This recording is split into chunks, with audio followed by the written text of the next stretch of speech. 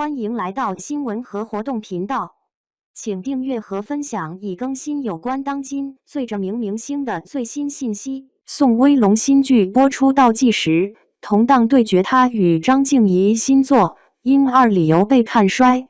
宋威龙新剧是由宋威龙、鞠婧祎等人主演的古装仙侠爱情剧，短短3年时间千香，终于从杀青熬到了定档。有人说，在这部剧定档的那天，网上全是宋威龙2部剧对打的讨论。此消息一出，三方闻风而动。优酷怀疑积压仙侠是曾经爆火的招牌，便排了宋威龙和鞠婧祎前去暑期档将流失的观众带回。同样想要将观众带走的还有湖南卫视的野狗和张婧仪。不过，他们想要抢人并不是私人恩怨，而是档期撞车。至于吃瓜路人，宋威龙只是他们的敲门砖。大家想用它打发时间，这样就有机会看内娱笑话。三方目的不一，却都为了宋威龙。齐聚7月，剧组上糊弄番位，到达7月的观众并未看到和谐的宣发，只看到导演和女主撕破脸的尴尬气息盘桓，便猜想这剧内部肯定不对付，便全都找借口开骂了。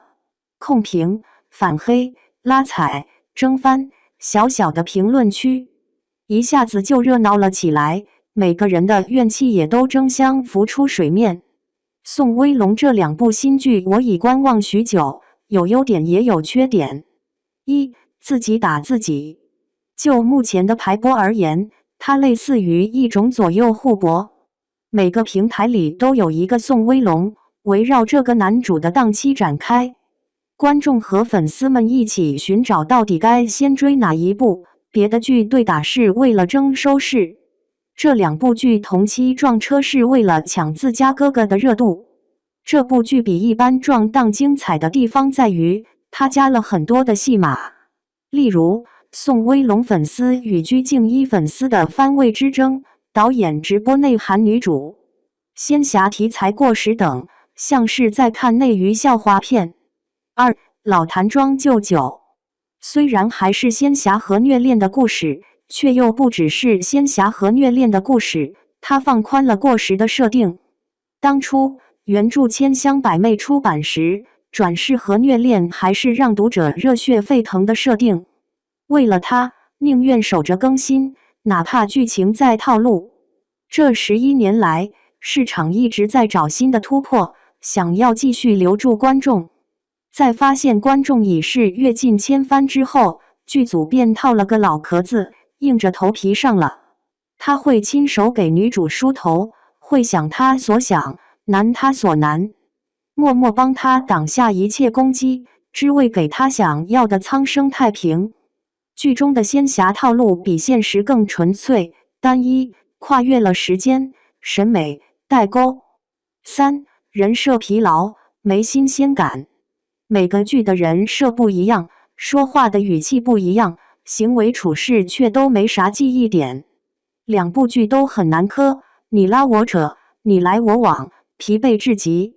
雷修远事业插足少年，说话温声细语，一字一句腹黑清冷，有些许的装酷，在人间历练不多。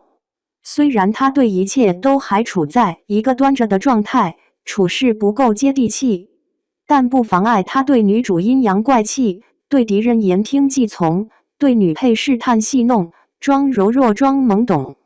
剧组安排雷修远接触江离飞，说是命定之人，可他与江离飞在剧组安排之前就已经有了番位之争。雷修远还抹除了关于女主的存在感，似是有隐情。野狗骨头呢，看到宋威龙就走不到道，操中带着些许的帅，但你千万不能小瞧了他，他和雷修远长得一模一样，身上应该叠了马甲。比起雷修远，野狗骨头处事就显得接地气许多了，行事有烟火气，有计策，有谋划，生活自持，能撩会撩。导演鞠觉亮目前来看没有强大的宣发支撑，但他的履历和经验都不容小觑。身上背着许多的积压谜团，要拍好仙侠的动机还不清楚。4. 观感。不得不说，平台很会排，也很会知道怎么排。排数据、排预约都很好看，便捷一张图都可以当战报的程度。很多控评做数据的讲究，画面很美，战报也很美，看上去真的赏心悦目，时不时的让人惊叹，怎一个卷字了得。但或许是太追求数据了，让剧粉不连贯了。5. 缺点。其一，剧情。剧情有些许的过时，第1集中的那一场特效看得我一脸懵，也闪得我一脸懵。莫名其妙的转世与虐恋就参与到苍生与拯救中来了，套路都没有介绍清楚，集数注水了40多分钟。这一幕，男女主出场的时候，女主先入画，男主在后面慢慢调整站位的样子真的有点好笑。其二，题材。拍仙侠的时候，市场很少用新意，只拍局部，要么是男主突然皱眉的脸，要么是女主落泪的腿，要么是剑划过水面的特写，全都是老梗，摆拍、定格、慢动作。其三，宣发。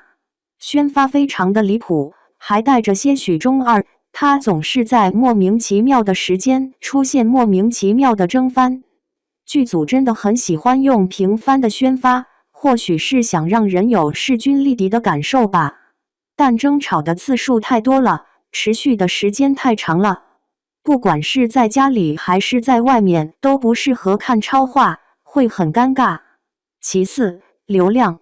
平台太过在意流量的美感，很多排播便会显得刻意，看上去有点尴尬。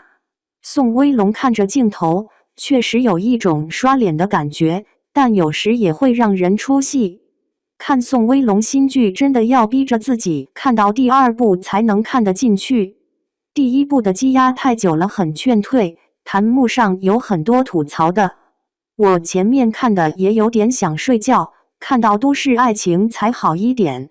分析谁才是天选 CP 的时候，我越看越精神，一口气看完了2版预告。这部剧对于想下饭的人来说，是一个非常不错的选择，简直就是视觉盛宴。但对于对剧有追求逻辑和剧情的人来说，可能就没有那么合适了。对此，小伙伴们有什么看法呢？欢迎在下方评论区留言，和大家一起分享讨论吧。